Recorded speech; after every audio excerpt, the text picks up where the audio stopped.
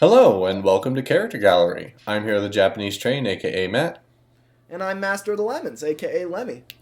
We have just been on a roll with Character Gallery lately, and I think that Lemmy and I have always wanted to push the envelope with Character Gallery. We love to do characters like Mavis, Oliver was one. We like to do some of those bread and butter characters, but we also love to do the stuff that's just way out there. The stuff that you just can't find in anywhere. Yeah, the stuff that you know barely anything about and have to dive deep into it. The 812, the machine. Exactly, like characters like that just have so little to go off of, and it's fun to spin them into whatever your heart desires. In today's episode, I think we have the least amount to go off of. I was literally just on the Thomas Wiki. I was just doing my regular surfing where I just click links and see wherever they your take regular me. surfing. Your Yeah, I daily was just weekly surfing, and it led me to the Skarloey Funicular Railway. That sounds really fun to say for starters, so this is automatically going to be great. Funicular. A funicular railway, for those who don't know, it works just like the incline. It works just like Owen. It works, those are also funicular railways, basically. It's an incline system where usually with two vehicles, two trolleys, people movers, whatever, one car goes up and the other car comes down. And usually it's because of a weight imbalance. Later funiculars use an electric motor, that sort of thing. So Right. in the incline, it's because one load of trucks is filled and one load of trucks is empty. With some funicular railways, it's because one car is filled with water and one car is not, and they rotate off which one is filled with water. Right. And like I said, others have an electric motor. So this is, basically that same principle. Right, yeah. I mean, and the key thing I think that's really interesting about a funicular railway is just that it's such a short distance. It's like literally like this one little stretch that you're basically trying to get people up a very tall incline quickly. And that's it. Like you get in, you stand on the train for like a minute and then get off. Like it's barely anything, I mean, like even like at like Six Flags amusement park where I live, like there's like something kind of like that. Like it's, obviously it's a much smaller scale version that's more of a novelty, but like, getting people to like the higher level of the park, you could take like a funicular railway and it's literally just these cars that like shuttle up and down this very steep slope. Yeah. And it's so steep, in fact, that it kind of puts the Col de Fel Railway to shame. I mean, it's like... I was watching this one YouTube video of a British funicular railway. It was opened like 1876. And they actually set the fare to go up so prohibitively high because there was a wealthy neighborhood at the very top. So they didn't want people of a lower class paying to go up the funicular railway. Ooh. Yeah, so it's that's how short of a distance we're talking of. It's like within the same town. It's within the same. And right. You could use it as a gated community essentially if you wanted to. That's how short the thing is. And this funicular railway goes from the town of Skarloey to the lake. Yeah, which is just kind of crazy to think about. That like there's a lot of things on Sodor that we don't know a lot about. We don't know a lot about like the Ministry of Defense engine. We don't know a lot about the Peel Godred branch. But even those, we have some idea. But this is crazy because it's literally just like a couple sentences. We're going off a paragraph here, guys. Yeah, it's literally just in People, History, and Railways. Audrey just rattles this off, just like, oh yeah, by the way, there's this funicular railway. And he says, too, it's built in like the 80s. It's literally September built of 1985. Yeah, it's one of the few times he ever actually gives us a date. Do you want me? I could just read the paragraph. Yeah, you know what? Read the paragraph because that's where we're starting with this. Is like this blows my mind, guys. The fact that like there's just this little railway that we know nothing about until today. All right, class, turn your Island of Sodor People History and Railway books to page 64. Yes. It says here, also not marked on the map because it is a very recent development, is a funicular railway from the station to the village for the convenience of residents and visitors. It was opened in September 1985 and is a venture undertaken and financed jointly by the railway company, the Skarloey Railway, and the hotel keepers. The railway undertook its construction and holds 51% of the shares. The hotel proprietors hold the remaining 49%. And that's it? That's literally all of it? That's literally all of it. Okay, so you can see what we mean here, where there's just not a lot to go off of. And it's exciting, because what little is there is really interesting. I mean, so essentially, we've got a funicular railway, which really necessitates that there are two engines in question here. We don't know anything about them yet, but we've got two engines, if you can call them that. And so basically, the only reason this railway exists is because of a deal made between the Skarloey Railway and the local hotels and businesses that, can't, there are people in the village that are trying to sell their wares and trying to kind of profit off of the tourism industry, but there's no easy way to get there. Because think about it, Skarloey literally means lake in the woods. That is the direct translation. And then the railway only takes you into the woods, not the lake. Yeah, exactly. Yeah, to get to the lake, you've got to trudge through all this overgrowth and get down this path, and it's and so imagine if instead you could just build a railway directly to the lake, which is what everyone's coming to see, right? And that's what they do. So these engines are the final leg in the journey to Skarloey. I mean, honestly, if you're coming from the mainland, or say, imagine you live in Tidmouth, right? Well, so you get on a train at Tidmouth, Gordon takes you to Crovan's Gate. Then from Crovan's Gate, Skarloey takes you to Skarloey, and then from Skarloey, the funicular engines take you down to the lake. So it's they're the last leg in that expansive journey. And it's such a tiny last step, but it's it's one that matters. And think about it, the railways and the businesses at this lake have such a symbiotic relationship that it works out for both of them. Oh yeah. They get people down to the lake, which means more money and all that. So, and I like the proximity to the Skarloey Railway, too, because you could even have this railway go up to the station. You could, honestly. That's so cool. Imagine, the terminus, it's literally, it's almost like you've got kind of this transfer platform, and you could see the funicular engines kind of come up this really steep slope and kind of go over the ledge, and now they're up next to, regular Skarloey engines. Imagine what, somebody like Sir Handel would say to, one of these engines. He would be... what would he think? Would he have respect? Well, and he's viewed as the express on his railways, so he sees absolutely no purpose for these guys. He would probably view him very much like the incline trucks that he's had to deal with before. That's true, and he has a long history of comparing rolling stock to trucks. Yeah. That's honestly something that is extremely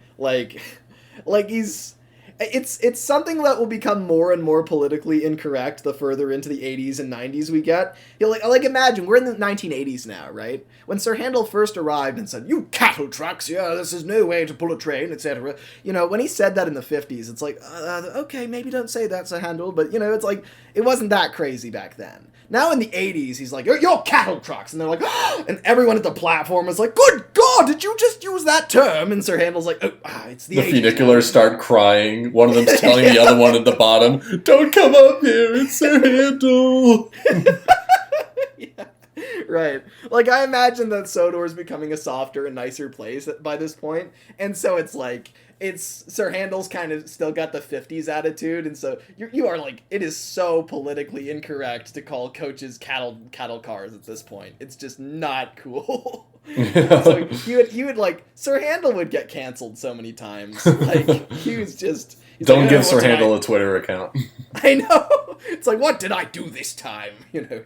But it's interesting because just picture that. Picture Sir Handel next to one of these funicular engines. Because the thing is they would be on like a slant, and like the shape of these engines is so interesting. If you lay them, if you like were to put them on a flatbed, and Lemmy and I both actually drew concept art before we started this episode. We did, yeah, and I'm looking at yours right now, man. If you laid them on a flatbed, they would look like they're reclining. They're like exactly, their faces pointed up to the sky. You know? I know, it's kind of like, you know, we think that the slanted boilers on the Coldie Fell engines are crazy. No, these guys have them beat. Like, right. That's just kind of crazy. And but that's the thing. It's interesting. Like, they really are built for their environment. Like, they do not work in any other context. You could never like if you really got creative with like Coldie, right? You could rebuild him to work on the Skarloey Railway. You know, it's possible. Just give him different wheels and maybe change the boiler a little bit. But like the funicular engines, like they are like entirely slanted. Their entire bottom is at a diagonal so that they can stay upright on a steep hill. So they really have no hope of ever functioning anywhere else other than the very tiny section of land that they were built for. And I think that's really interesting because they're kind of trapped. How would they feel about that? And this is what we were talking about, Matt, is that like I think we have two very different personalities here. I think, doesn't it make a lot of sense? Like, imagine this character dynamic is that one of them is a real upper, you know, very cheerful, very enthusiastic, very optimistic, and then the other one is a total downer, totally depressed and bummed, you know, just constantly looking down and just you know, yeah. Like, because that's constantly their life, isn't it? One of them is ascending up to the top cheerfully, and the other one is going all the way down to the bottom. Oh.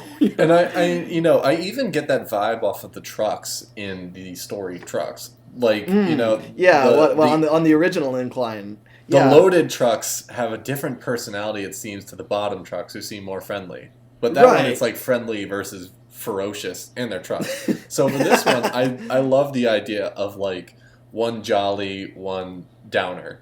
Yeah, no, exactly. Because I just think it reflects the way that they operate, doesn't it? And of course, they both go up and down every day, but like I think one of them favors the down position and one of them favors the up. You know, I'm kind of picturing, like, I have a rough idea of the characters in my head. I'm kind of picturing a boy and a girl. I think, and they're very much siblings, you know. I mean, the two of them, they're obviously like, you know, brother and sister. And I imagine the sister is like the very cheerful, excitable one. And I had the same vision. Like, we literally cool. We both drew the same, like, smile, even. That's true, we did, yeah. And I'm sure that you guys looking at the screen now are seeing that reflected, because by now I've drawn something to go along with our vision for the characters. But it's like, it's just, I could totally see that, couldn't you? Like, you know, having you know, one that's very cheerful and very excitable, and oh my goodness, this is going to be great. And you know, she goes up to the very, you know, highest peak, right? And she's like, I love going all the way up there because I get to see the lake in totality, and I get to see over the trees and the mountains in the distance and the whole island. And then at the bottom, I actually get to see all the holiday goers going to the lake and having fun, and like both the top and the bottom to her are great, right? Like, she like sees like a lot of value in everything. But then you've got the other guy, and he's just, I don't know, it's just not, I'm constantly descending down to the lake and then going back up to the top, and it's just so... Every time I'm at the top, it reminds me that I'm about to go down. Oh, come on, don't speak that way. I mean, there's plenty of opportunities to have fun on that little track, huh? Up and down and down and up. I mean, I never get tired of it. Down and down, and then when I go up, I have to go down. Well, but then you go up again, don't you? Like, we don't even get to the top of the hill. Well, we get close enough, don't we? You know, close enough. Exactly, right? Like, well, and I love the name. I'm assuming this is for the female one, the sprightly one, because you named her Sprite in your concept art. That's true, I did. Yeah, I'm glad you saw that. Yeah, like I imagine that her name is Sprite. You know, I think that's nice. And then the other one I named Somber, which, you know, what do you think of that? Like, you know, I like Somber. When I was looking up names, I was looking at like Sudric names, but I like that your names are reflective of the character. Sprite and Somber sounds nice. Thanks. and that's the thing is like, I just think there's such a personality based duo. It's nice to kind of give descriptive adjectives for them. I even thought that like Stone would be an interesting name because it's like Mm. it it almost reminds me a little bit like a stone is a rock. It's like always falling down. Yeah, that's true. Like Sprite and Stone. Yeah, maybe that Stone. then. Yeah, let's go with that. Okay. For some reason, it's satisfying that it's the same number of letters too. Yeah. So, because somber is just full on an adjective. Maybe his full name is Somber Stone. Like, Somber Stone. on his like. God, I almost said license plate on his License nameplate. Pulled over for speeding. Yeah. Sorry, officer. I was just trying to feel something. Stanley, you all right down there? It's the police. Again. Oh my god. But I like that. Sprite and Stone. So those are our funicular engines. And it's really interesting. I mean, the fact that they both have the exact same life, basically. They are in the exact same position. I mean, they really, they see the exact same process with very different eyes. And it's interesting. I honestly, Matt, this really reminds me of like at this point, I think it's a pretty commonly known philosophy. It's like an old Greek or Roman fable. I can't remember which. It's the whole Sisyphus myth. Is Sisyphus in like the Odyssey? I think he's in the Odyssey or something. Might be. I'm not totally sure, but I think a lot of people know the story these days. Is that it's basically a guy who is doomed by the gods to push a boulder up a mountain every day, only for it to roll back down, and then he has to start pushing it again forever. For eternity. Yeah. Exactly. Yeah. And the thing is, that's like, isn't that literally the position these engines are in? Well, like, and there's, I think it's even like Sisyphus chooses to laugh about the boulder. Exactly. It's all about all about perception, and so and that's yeah, the thing. exactly. It's like Stone reflects the first half of the myth, where Sisyphus is devastated and feels very depressed at the fact that he has to do this, and then Sprite represents the second half, where she looks at the situation she's in and laughs and is cheerful about it and sees good things in it. It's like, sure, I may be pushing a boulder up the same hill for the rest of my life, but there's a lot of good things to see. You can look out and see the sky, and it actually gives you good hard work to do rather than just sitting around. And, you can make friends with the birds that are flying by, Birds pooped on my cab. Oh, dear, I just thought they chose a white roof for you instead of the black. I'm sorry, I never get cleaned. Oh, dear. I really wish I could avoid looking, but it's just you're so... Is that Rheneas up there? He looks clean. Well, yes, because... But we're an afterthought, because we only go up and down. Well, I just got a cleaning the other day. I mean, they're going to give you one soon, but somehow I don't think you're going to believe that until it happens. I haven't been cleaned in 20 years. Well, they come in the night and clean you, and then you wake up and you haven't noticed. It's not their fault. But they clean me without my consent. Like, it's just always finding things to be like a downer. Stone the Somber. Yeah.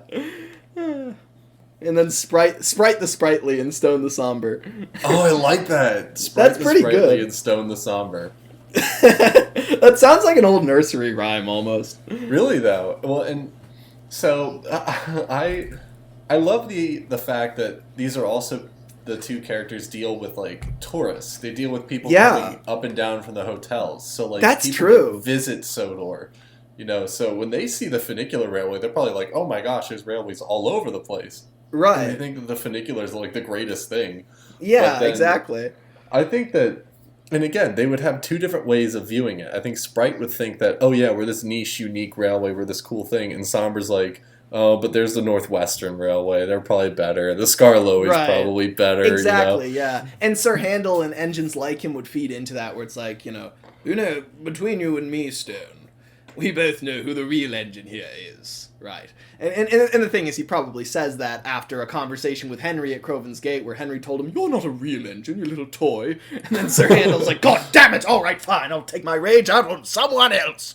But, obviously Stone doesn't see that part, right? He just sees this engine that is more conventional than he'll ever be, and just says, "You know what? I get to go down a 15-mile stretch every day. Isn't that nice? But you poor thing, you don't even go a mile. Probably never gone a mile in your whole life, I could tell you stories of the outside." "No, please don't. It'll just bum me out, "Oh, very well. Yeah, anyway, treat my passengers well, because they're going to want to ride back on a proper engine," and he just kind of puffs away with no further, no further care. And that's the thing, is I could just so see that they'd both it's interesting. How are funicular engines they're never gonna. I would say that later that night in the sheds, Sprite and they're Stone, always on one end. Exactly. Or the other. That's what I was about to say, is how do you arrange that? Literally the only time they can talk to each other is at a passing loop. So right? I've seen that there's two ways to do a funicular. One is actually exactly like your concept art, where it's just they each have one lane of track. They never, come into contact with each other. Right. They each have one lane. Then the other way of doing it is they both share a lane with a little switch track in the middle so they can pass. Ooh, what would be cool? Because honestly, let's do that instead. Because that's what I put on my concept art. I even wrote a place for conversation. Yeah, you did. Yeah. And the thing is, I think honestly, this would be a really powerful scene. Is if they do literally share one track, and then they only have a little passing loop right there, right? Well then, what would be cool is if this is very dramatic, but I what if at some point it just gets to be all too much for Stone, and he's looking down into the lake beyond at the bottom, and he's just like, "You know what? Might be easier if I just tossed myself in there." And he says stuff like that all the time, and Sprite's just like, "Oh, you don't mean that, Stone." And Stone's just like, "I don't know, it seems kind of like it'd be better." But one day he actually decides to. And and it surprises everybody. He makes sure there's no passengers in there, right? He's light engine, if you could call it that. But all of a sudden, he just gives one wistful gaze up at Sprite, and then the cable snaps, and he starts think about it like this. There. They're both codependent. So exactly, and this is the key. That's the key, man. Is that so when he snaps, Sprite goes after him. Yeah. And because the tracks converge like you described, she's able to race down there and jam him so that they bump into each other Bill and Ben style at the last moment, and she manages to stop him. That's cool. She's just like, no, Stone, stop! You have so much to live for! And she flies down there, and somehow, even though they're equal in size and shape and everything, goes faster than him with sheer willpower, and they jam just in time. And so, she manages to knock him off the tracks, and they're both derailed at the bottom. Why didn't you let me die? For so many reasons, Stone. For one thing, you're my brother, I care about you. But for another thing, I could never live without you. I could never run this line without you. You are my everything. Sincerely and truly, and the whole Skarloey Railway depends on you. We all depend on you. You can't pull a stunt like that. I care a lot. But they could just get another one. It wouldn't be the same. It really, really wouldn't. Yeah, they'd probably be happier than me. I would not. But here's the interesting part. So, I say that as if every bit of this hasn't been interesting so far. This is great. But the thing is, so imagine now that Sprite is more or less in fine condition after that. They just have to bend a few, pieces of metal back into place. But Stone is pretty dinged up. He needs to be sent to the works, which is the first time he's ever left this line, ever, right? And you know, I mean, a huge source of his depression, I'm sure, is the fact that he is stuck in this tiny little area for his whole life. So now all of a sudden he gets to leave. He gets to see the world, right? Which is unlike somebody like Thomas, who's like, I deserve to see the world. I'm going to break out of this yard and I'm going to make it happen. Instead, Stone's just like, I'm never going to see it. I'm sad. You know, he doesn't actually ever consider that he could just try. No one ever asks where I'm going to go on a big world adventure. Exactly, yeah. Everyone asks where's Stone, but not how's Stone. I literally asked you how's... Oh, never mind. You're not going to believe it, you know. But I think, you know, it would be interesting, right? Because he would get to leave. And here's the interesting part: they bring in like a temporary replacement in the meantime. So now Sprite does have another vehicle with her. I pictured, for some reason, that they just put like Goldie in there. Just hurtling down the track, just like, I wasn't built for this! Douglas is like going to the Goldie Railway and they have like a tarp and they kidnap Goldie in the middle of the night to take him to the Skarloey Railway. God damn it. Like, that's nuts. Imagine that. like I'm just imagining like a very tense scene where Duncan's talking to like Sprite and Duncan's just like, so you need a replacement, eh? Well, just for the time being, I can make that happen. I can make it happen. And he leaves, and she's like, wait, what are you going to do? Duncan, I appreciate the help, but what are you going to do? And then Douglas pulls up, and Goldie's like muffled screaming under this tarp. I've got the answer to your problems. Here's Goldie. They take the tarp off, and he's like, where am I? What do you want? Oh my god. We don't have the money to pay for whatever you want, you know, like it's some sort of mob thing. And she's just like, Duncan, put him back. And Catherine's there too. Wait, oh my god, yeah. Like just dragging behind Duncan, like you'd be surprised how close the gauging is. Honestly, Goldie Fell's closer in terms of gauging than Sir Handel's wheels are, and that's saying something. I heard that. He's like on the approach up, you know. But then she's like, put Goldie and Catherine back. And Duncan's like, are you kidding me? Do you know how much work it was to get them here? A lot of work. I had to cash in on some real favors. I mean, fine. I'll put them back. I'll put them back. And he does. And Sprite's just like, now I'm alone and I'm implicated in a felony. Great. And then they removed Goldie from the hitch and Sprite shoots down the funicular. Not again! but you know, they're looking for a replacement is the point. Yeah. So who's her replacement? I don't know. I mean, it's interesting. I was thinking just a random new funicular engine, but it's like we could come up with something kind of crazy or kind of clever. It would be cool if it was like super modernized or even like, you know, just like these are from the 80s, so you know they're right.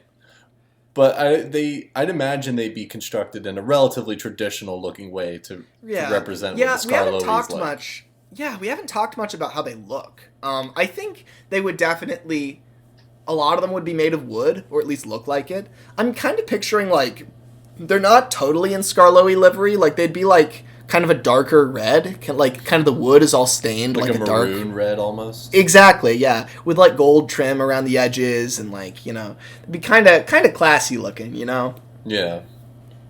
And I also pictured red, honestly. Like, yeah, I have the same vision. Yeah, so that's cool. Yeah, we should do something like that. And then, you know, and so imagine now the funicular engine they bring in. Maybe when Stone has his stunt where he tries to throw himself in the lake, maybe that happens, like he's finally fed up after like 10 years on this railway, right? So like they arrive in 1985, but now we're in 1995, and funicular technology has moved along a lot. And so, you know, this modern engine, you know, is quite different from the two of them. Maybe. There are these funicular engines that look like, I literally, when I sent them to you, I literally called them like if a DeLorean was a locomotive. And these are the Montmartre, like Paris funiculars. Ooh. And that's what they're from. And they're just like, they're these modern looking, semi-modern looking. They look like they're from the 90s or the 80s. That's crazy. Yeah, I'm looking at them now. That's kind of what I get, is like this super modern, like They very really like do. stainless steel, kind of like characterless looking one. Exactly, yeah. Very DeLorean looking, you're right about that. Kind of just this silver stainless steel look all over and just very slick. So you're getting 3 character galleries for the price of 1, people. You better be happy. Yeah, there you go. Yeah, but yeah, I mean, I think that's definitely like a cool idea for who they bring in, and so Yeah. it's like you think about that. I mean, Sprite has spent her entire life with Stone. Like that has been her, that's been her closest friend forever. And now she's all alone, and she gets on great with people, right? Like she talks to the tourists endlessly, and she like really makes their journey a pleasant one. And it's just she really gives them a great time. But the thing is, like, she's still the person she leans on the most is definitely Stone. Now he's in the works, right? And we've got this new funicular car that's so modern and sleek. What is the personality of this new car? I almost feel like this car would be, so if Sprite is like super happy and Somber's like super sad, then this one would be like totally neutral and like ambivalent and Ooh, like interesting. So like she's kind of like a personality. Yeah, like she's kind of just like rolled right out of the factory, and she's just kind of got maybe never smiled in her life, just a very straight kind of like a straight mouth, and just kind of like, hello there, I am, and then she doesn't even have a name yet, just like, I am 0-73. How do you do? It's like she's very polite, but she's just doesn't really feel much, at least not yet, right? And Sprite is just kind of like, well, hey there, I'm Sprite. It's great to meet you. I've been feeling rather lonely, and then You seem to be displaying extreme emotions. Are you all right? Yes, I'm quite all right, especially now that you're here. You don't seem to be smiling much there. Did I do something wrong, or you're not really reacting much. No, I am fully operational. Well, there's a bit more to life than just being operational, though, isn't there? I mean, not Well, I lie. suppose you could be broken down, and you are not broken down, and I am not broken down, so we are both fine. Well, there's a middle ground between being broken down and not broken down. I like she's just not really getting anywhere with this new vehicle, right? And it's honestly making her realize like that even a lot of like Somber's like negative emotions are better than are better than this just kind of total emotionlessness. It's like it would be interesting to have this kind of third vehicle here for a while that is kind of in between both of them, where it's just there's neutrality is like kind of the third emotion. You've got this kind of deep sadness, and then you've got this just jubilation, and then you've got in between just kind of a really neutral character. But You're right. And maybe things even run a little too well while Somber's gone, right? It's just it's very it's extremely precise, and the thing is, every time Sprite passes Somber, by, yeah, like even every time Sprite passes by, like she doesn't get a hello. It's just like it's just maybe like the like the regulation required like 2 honks of the horn or whatever, and then that's it. Yeah. They must be calculated 0.5 seconds apart each time. Yeah, right. Whereas like Stone would at least like say like if Sprite was like, "Isn't it a lovely day?" then Stone would at least be, "What's good about it? There's Right. nothing good about it. I'm squeaking in the wheels." Right, yeah. But at least she's getting like very she's getting personality, she's getting something that is genuine and real and authentic, and it's like that would be certainly interesting. So while Sprite is kind of here bored out of her mind because she doesn't have Somber here with her, you've got I like how we're using them interchangeably. We've got like Stone the Somber, like he's like so he's like at the works, and I'm imagining he's at the works like he's at Croven's Gate, right? Can you imagine that trip over there where he's like, because he's being placed on a flatbed for like the second time of his life, and he's like just looking up at the sky, like this is a view he never gets before. Exactly, yeah. Like he's probably not even really able to look up at the clouds because he's just not built that way. Oh, he can just look down at the deep, dark water of the lake, and that's like it. But But it's interesting because, like, I kind of imagine the sequence being like they put him on the flatbed, right? And think about how slow this guy usually goes, like very, very, very slow. Yeah. So now imagine he's on a flatbed and Rusty is taking him along the line, and he's only going like 30, 40 miles per hour. But to Somber, it's just like, whoa! Like it's like everything. There's like, I imagine if you were to film this, there'd just be like light blurring past him, right, and everything would blur, and it's just like all this. And then you'd cut to like Rusty just like humming. Rusty just like you just cut to him being like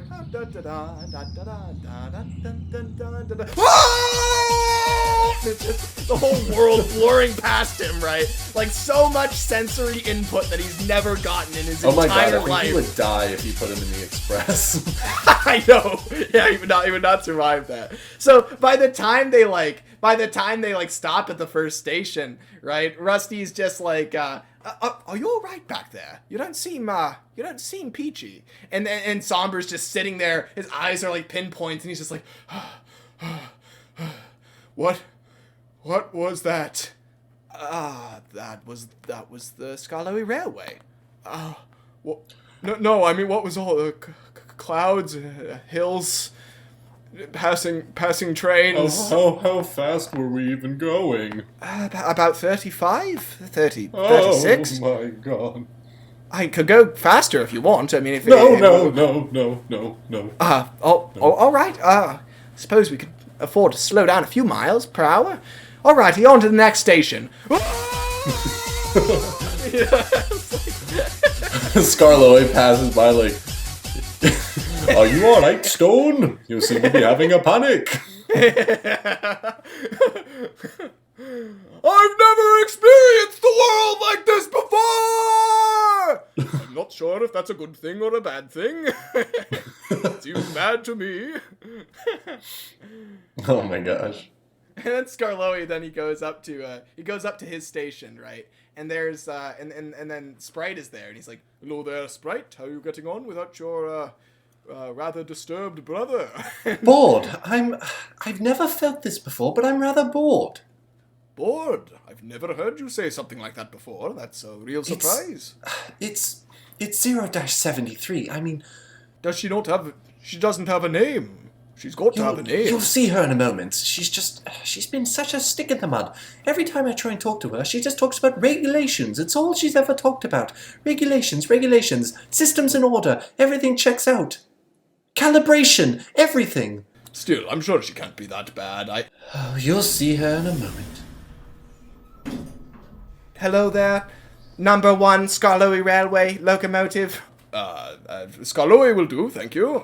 Good to meet you. Steam leaking out of all cylinders. Systems inoperational. Recommended. Scrap. I beg your pardon. I am perfectly operational. Sure, a few parts fell off on the way here, but we glued them back on, and that's that. And then 73 goes down the hill, and then Sprite comes back up. See? You see what I'm talking about? Right, yeah.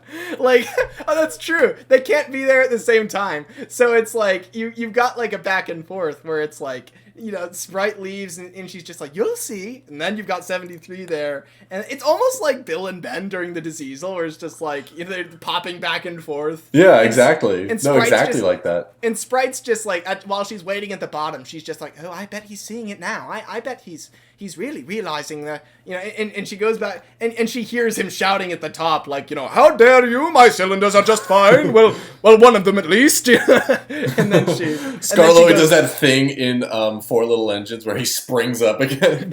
Yeah, literally at that moment. It's like, oh, it's simply a minor metal wound. Don't worry about it. Appraisal of scrap locomotive. 3 pounds. Well, surely there's a few extra decimal points after that. I'm over 150 years old. Locomotives lose half their value after driving off of the lot. How dare you! She goes back down, and when Sprite returns, Sprite just looks at Skarloey. She doesn't even say anything. She's like, told you so. And Skarloey's like, oh, I can't believe I'm going to say it, but I cannot wait until Somber gets back. He's got a better attitude than this engine. You know? And then we cut to Somber arriving at Crovan's Gate, and and so he's finally there. Had a few panic attacks. Rusty literally creeps into the station at like 5 miles an hour, and Somber's still breathing heavily. And then so he arrives, and Peter Sam's just like, Rusty, why are you going so slow? What's the holdup? It's this engine, if you can call him that. I mean, he keeps having a panic attack every time I go over 6 miles an hour. Oh dear! Don't mention 6 miles an hour. That's sorry, more than I can take. Oh my God! I thought I was slow and steady, but he's a whole nother story, Peter Sam. Life is misery. Oh goodness, and he's You're so cynical. And then you die. Oh goodness me! I've never heard such negativity. You know what, Rusty? I could perhaps take him the rest of the way to the works if that's what you want. Oh, please do it, Peter Sam. I mean, this is the first time in my entire life I have ever pawned a responsibility off on someone else. Everyone in my life passes me off to the next one in line. Oh, God. This one does. Sorry. And Rusty just leaves with none of the bedside manner required for this type of engine. And Peter Sam is just like, hello there. Your name is Stone the Somber, if I do recall correctly, from my trips up to Skarloey, yes? Yeah. It seems like you've had quite the adventure on your way up here. Or down here, rather. I nearly died. Oh, well, I don't know about that. I mean, it seems like Rusty did a somewhat all right job. What's wrong with your funnel? What, I beg your pardon? Well, it's just like me, sad and squashed. My funnel's fine, thank you very much. It's a little narrow, but it does the job. Everybody says that they're fine to deflect from the inevitable end of the universe. Oh, goodness me. Mighty Mac. Like, Mighty Mac's literally, like, about to leave with a train, the next platform, and Mighty's just like, what exactly do you want, Peter Sam? We're about to leave. It's just that, I don't know, my optimistic viewpoint is suddenly deflating, and I don't know why. I think it's this guy. Please get involved quickly before I lose all optimism. Every time Stone the Somber gets passed off to different trains, like he finally makes it to where he needs to go, and by the end of that, like every engine on the Skarloey Railway needs therapy. Yeah, pretty much. So like imagine that, like Mighty Mac. It's actually interesting thinking about Stone running into Mighty Mac, because they like those two have a very close relationship where they're bound together permanently in the same way that Sprite and Somber do. Yeah. So like it kind of makes sense. Like you could have like you could have Mighty kind of talk to Stone about the fact that it's like, well, I'm sure you probably miss your sister, right? I mean, that's got to have an impact on you. I feel probably. like I just weigh her down. Oh, well, I don't know about that. I mean, that would be like me saying I weigh Mac down. You do weigh me down! Hey, you're not making the point properly, Mac. Let me explain to you how you should act properly. I do act properly. It's like they get into an argument in the middle of like Stone and Somber's conversation. It's just like... Well, and then Mighty Mac could even interject and be like, but I would be a fool of an engine if I lied and said that I would be a different engine, or that I would be the same engine without Mac.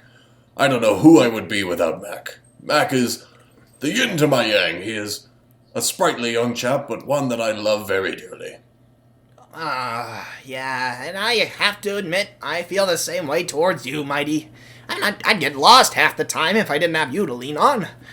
And that's the fact of the matter there, Stone. I mean, you've got to have your sibling by your side, or you're never going to be able to keep things straight. You've got to I gotta be honest, Stone. You must weigh Sprite down with this behavior. I mean, gosh, everyone's devastated by the things that you've said. We just hear, like, Peter Sam quietly whimpering in the sheds nearby. I knew my funnel wasn't the right one! Sir Handel's in there with him too, like, get yourself together, man! Like, biffs him in the butt first. Oh! But yeah, so like, and then for the first time, Stone shows some self-awareness, and he's like, huh, I mean, yeah, I do weigh her down, but I always thought it was just because I was too heavy, or I wasn't good enough at my job, or I don't know, I maybe my attitude is the very thing that's it's a self-fulfilling prophecy. That's the situation. Huh. And so he's like, your soul, Stone the Somber. Like, I could really choose on any given day to bicker with Mighty, but well, that wouldn't be cricket, would it? No, so you just choose half the days instead, which is... Oh, shut up, Mighty. We're trying to make a point. Yeah. And so Stone, like, Mighty Mac's the last one to, like, shunt Stone into the works, right? And Mighty's just like, think about what we've said, and then Stone's in there. It'd be interesting, now Stone gets to meet Victor, because now Victor's like, all right, oh my, it appears that Stone the Somber is, he's sounding too much like Scarlowe. How do I fix this? Scarlowe's like, it sounds like someone's doing a me impression. I don't like your Scarlowe impression, Victor. It's not very close. Listen, the only one who can do a good Scarlowe impression is Glyn. And I happen to know the dark secret as to why he can. Like, Victor just knows everything about these engines. Just like, well, between you and me, my friend, Scarlowe did donate a cylinder to Glyn. There's a little bit of overlap there. But yeah, so, Victor's now here. In this scenario, and Victor can fix anybody, right? Like, if there's anyone who can repair an engine, it's him. And so Stone is now in his workshop, in his hands, and and he's such a downer, and Stone's just like, all right, well, I need my axles fixed and a few buffers mended, and no, my friend, you need more than that. You need a good talking to. You need somebody to really understand you. Someone to relate to you. And Stone's just like, well, I guess, technically, but that's kind of very difficult emotional work I'm not prepared to do, so maybe you could just fix my axles. No, I must diagnose the problem in totality. And my friend, you need, Are you calling me a problem? I'm saying you have problems that are keeping you from your full potential. I mean, you are even more depressed than when you first arrived, Stone. A full decade ago, no less. I always told the Thin Controller that he should send you back here, at least once a year to have maintenance, but he ignored me and said that you could just wash the bird crap off with a little bit of Windex, but that's not the way to do it. Windex is pretty acidic. I know it is. I told him that, and he didn't listen. Like, he takes a lot more of what he says seriously than he needs to. But, the point being, Victor's like, you are not leaving this works until you are fully healed. Not just in terms of your axles, but in terms of your self-loathing, my friend. We shall correct it. And it's like, maybe he who could really help Stone turn things around? You know what'd be funny is if Victor also has a mental health profession. Yeah, that's the other side of it. It's like, all right, that's it. We have fixed your axles, which took approximately 20 minutes because I'm so good at what I do. So now we'll put you on the flatbed and put you into the mental health area of Croven's Gate. And they just push him through a curtain, and now it's the other side of the works. And it's just like Molly just sitting there being all sad, and it's just like Henry being all venting about trees. Arthur's having one of his panic attacks. Yeah, right. And Stone's like, oh, do I really belong amongst all these Debbie Downers? And they're all unanimously like, yes, you do. So and they maybe they're around a turntable. Like this section of the works has like a specific turntable, and it's literally like a therapy circle. Like all. What's funny is like Stone is again angled up, so he's looking at the ceiling like he's lying down on like a therapy couch. That's true. Yeah. Oh my god, that's perfect. It all started when I was built. They told me I never amount to anything. Mm-hmm. I understand, my friend. I was just a coach that they built wrong, so they decided to make me into a funicular. I mean, who builds a coach wrong? It's just a rectangular prism. Yeah. But, like, at the same time, it's, like, helping him talking about it, right? Right. And he just kind of, like, who else would be here? Who are, like, Sodor's most downhearted engines? I like to think that Fergus would be here just because he's like, I always have to do it right. I was told from day one, you must always do it right. And I project that onto everyone else. I can't tell you how many times I've tried to do it wrong. I just can't. I physically can't. Like the head of Cranky is in the... Cranky's just like, why do I have to be disassembled to go to my therapy? Come on! It's not fair. I know they said I had to unpack my problems, but this is worse. Now would someone please unpack my body? It's still in 57 different crates in that goods train outside. Like, but yeah, that's Cranky. Like, you know, you just got like a bunch of engines that just come here, and they have like a surface level reason, like, well, my brakes are oily. Yes, that's it. So yeah. I'm here. Now let me talk about my problems for 3 hours. You know? But yeah, I could see that, right? That's why they don't bother Victor. Yeah, honestly. Don't bother Victor, he's leading group therapy. Right. I want to return to Sprite for a little bit, because for sure. I have a whole plot thread surrounding Sprite that I did not write down for you, but I have it in my notes. I want to hear this. So, if Somber is coming around to his feelings, Sprite is on the descent. And interesting. I think that instead of becoming like Somber, she becomes just incredibly bored. She's understimulated. She's really bored. So she becomes less sprightly and is more just like, just itching for something fun. Itching for that same rush that she had when she was with Somber. Exactly. So I imagine that like Harold or Jeremy are flying overhead, or even Harold like touches down at Skarloey for some reason. Interesting. And she gets introduced to the idea of flight. Oh no! So Harold's I can just imagine this. Sprite is just at the very bottom, waiting for passengers to get off, and Harold touches down at a nearby helipad, and he's just sitting there, and she's just like, so what you doing? Yes, well, I'm just here to deliver some needed supplies. There's some things that aren't really all that easy to get here by rail, Oh, that's nice. That's real nice. What are those? Well, on top, those are my propellers, dear. Yes, I use those to soar through the air. Soar through the air? Yes. Like, he's starting to feel like he shouldn't be answering these questions.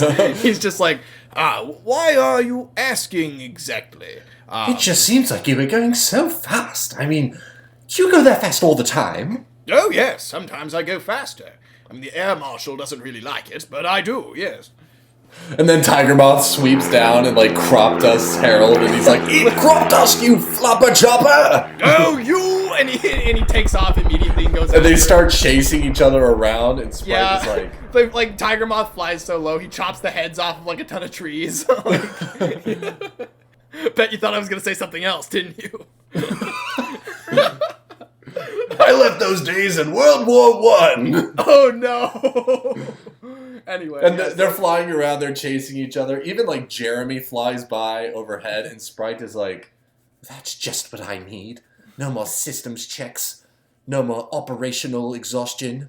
Right. I need to fly. Exactly. So she starts like skipping her maintenance so that she's more likely to come off the tracks. And she's like, you know what? I'm gonna fly. 73 will be able to live on her own. She's neutral after all. I've gotta I've got to fly. I could see her engineering something herself. Kind of a Hugo situation, you know, where he's like trying to take flight off of Gordon's Hill. Like, I could see her attempting something similar. But, like, she'd have to be clever about it. Yeah, like every day she tries to strain on her rope when she's at the top. Right. Because if 73's at the bottom, there's no way that 73's in danger. Right.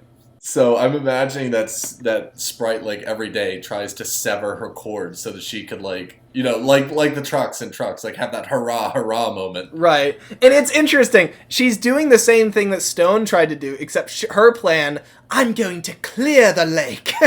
And so she plans I'm going all the way to Lakeside. Like, she knows the way that the rail network is built, and she knows that on the other side of the lake is the Lakeside Loop. And she thinks if she plans this right, she can soar straight over the lake and onto the tracks on the other side and become a Skarloey railway engine, which is her plan, right? And you know, like, imagine that. And then of course she does attempt that, right? She's like about to do this insane daring thing where she like literally jets across the lake, right? And then, but the thing is, Stone has had like a bunch of personal growth at Croven's Gate, right? And he's on a flatbed on the way home right now. And like, and you know, this time he's wise enough to shut his eyes as he goes 30 miles an hour. and then like Sprite and 73 are just starting to inch close to each other. And then Right. 73 is like beginning to put two and two together. Right, yeah. 73 is like, Sprite, what are you doing? I'm doing what I was always built to do! What I was always meant to do! I'm going to soar! That is an incorrect claim. You are a funicular engine who is meant to complete funicular tasks. Don't tell me what I'm for! You know? Nobody's going to convince me otherwise. I need that rush! It's the only way! No, stop, please.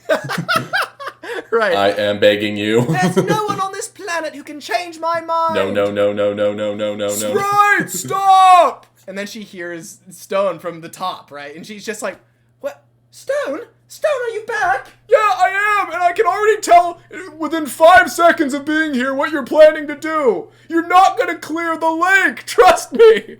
Oh, you know me too well, but I must! It's my destiny! It's your death wish, don't do it. You're one to talk about death wishes. I am one to talk. I've learned Listen a to lot. the sad train. Do not go. Oh, would you be quiet? We're having a moment. But she's right, Sprite. Don't do it. Don't do anything crazy. I realize now, I mean, it might not be the most fun existence. It might not be the coolest way to run a railway, but you know what? I've got you and you've got me. And that's all that matters. So don't do something crazy that'll get you killed. Because I know what I'm talking about. And I want to live now, Sprite. And I want you to live too. So we can go up and down this hill for the rest of our days. What do you say? That sounds operational. I'm not talking to you! Well, Stone, it was so miserable without you here. Really? Oh my god. 73, you must be a very nice engine, but you're so boring. I mean... I was designed to be boring. That checks out. Stone, I never thought I'd hear the words come from you. Oh my god, what am I doing? What?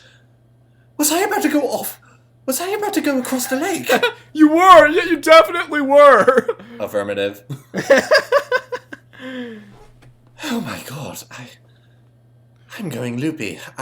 Oh my god. I'm so embarrassed. And she changes her mind, but then the wear on the rope actually has gotten to the point where there's too much wear, and it snaps anyway, and there she goes, and just, whoa! And then 73's like, oh no, please, no. And then Sprite slams into 73. 73 flies off the station and goes over the lake. 73's like, Into the distance. Duke is going by like, oh my god. Imagine that. He's just pulling like a picnic train, and then just a funicular engine soars overhead. He's just like, Forget his grace. This would not suit anyone. You know?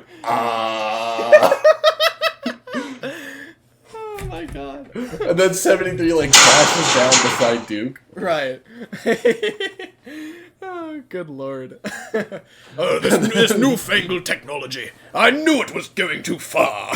73 is like, that was awesome. Yeah. So I want to do it again. she's finally developed an interest, if only because she's short-circuited. But yeah, so they, 73 goes away again to be repaired and sent back wherever she came from. And then Sprite and Stone start working together once again. And this time, they really do truly appreciate each other. Mostly that Stone appreciates Sprite, but also that, Sprite realizes that, there's a point where you have to put a limit on things. Like, you can't go crazy. Right. And so the two of them have learned a lot from each other and from their experience of being separated. And then they both work somewhat happily. I mean, Stone he's kind of like an Eeyore type character, like from Winnie the Pooh, where he's like, even if he's happy, he's sad.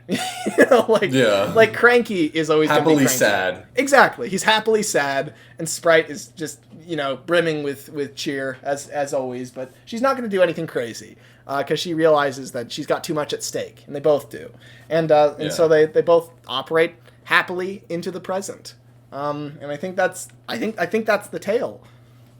That was funicular.